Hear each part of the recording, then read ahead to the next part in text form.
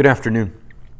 It's the time of the year in the spring when there aren't too many branches that are falling off of trees. This is a time when the new leaves and the new branches are starting to grow on trees and on vines and on bushes.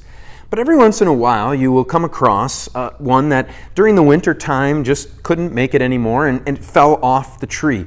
Maybe it was a heavy rain or a wind or snow where you are that dragged a branch off of the tree and it's laying there on the ground. It doesn't take too much to understand that that branch that's laying on the ground isn't going to live anymore. There's going to be no roots that grow out of it. There's going to be no leaves that will be formed in the springtime. There's no way in which that branch is going to produce fruit. If it's a fruit tree branch, it's not going to produce fruit anymore. Everyone understands that.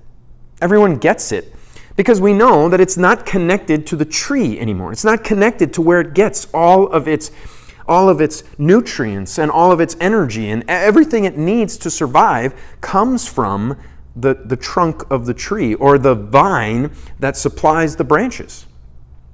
When something is separated, it's done. It's not going to be viable anymore. Christians are the same way. Christians need to be connected to something to remain Christians, to produce fruit in the Christian life. Without that kind of connection, it's just not going to happen. Somebody who is not connected to the vine, connected to the trunk of the tree anymore, as a Christian isn't going to produce.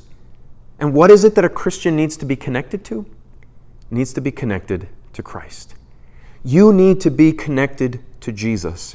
Without that connection, there can be no life. There can be no direction. There can be no producing. Nothing, because that connection to Christ provides everything that is needed.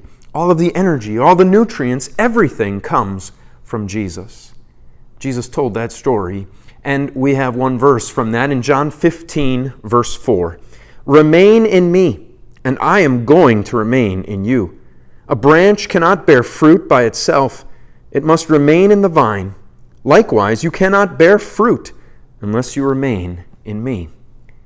And the way that you remain in Jesus is by remaining in His Word, staying connected to Him through reading about Him, studying Him, learning about Him, hearing about Him, remembering Him, all that comes from the Word of God. That's how you remain in Jesus. That's how you stay close to Him. And you know that because of His love for you, He will always remain in you. Until we see each other again, the Lord's blessings on your day.